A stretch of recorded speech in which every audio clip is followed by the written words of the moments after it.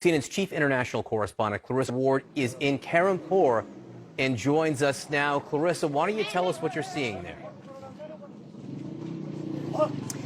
So, as you can see, this area has been completely devastated, and people are moving their livestock down the road, trying to get to higher ground. This is one of the few roads that has not been completely submerged underwater. And there's just a steady flow of people coming here. You can see they're crammed into buses, they're on rickshaws, they're on motorcycles, and they've just tried to grab whatever they possibly can salvage from their homes and move it to higher ground. But the fear is this isn't going to be higher ground for that much longer, because even though there's no rain forecast here for the next 5 days, the water levels here are still rising. And that's because this is essentially a catchment area. This is right between the Indus River and the Marchur Lake. And the end result of that is that there is nowhere for this water to run off to. And all the rain that's coming from other parts of the country in the north is kind of running down here and swelling into this area.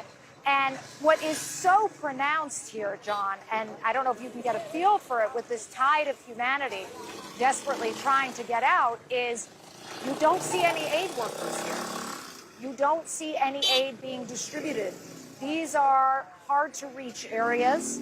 The Pakistani government is doing its level best to get people what they need, but the demand is so huge. One UN official calling it a logistical nightmare. We've been talking to families who have been fleeing the flooding, and they're telling us they don't have any food. And there's no one handing out any food.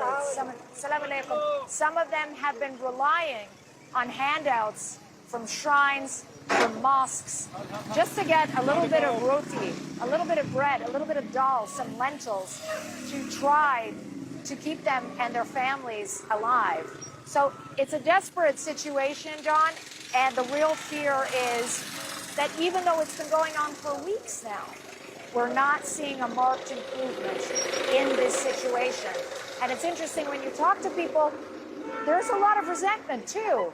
Pakistan is responsible for less than 1% of the world's planet warming emissions, and yet it is paying such a huge price for the effects of the climate crisis. This country is warming faster than many other places. As a result, you're seeing these epic monsoon seasons.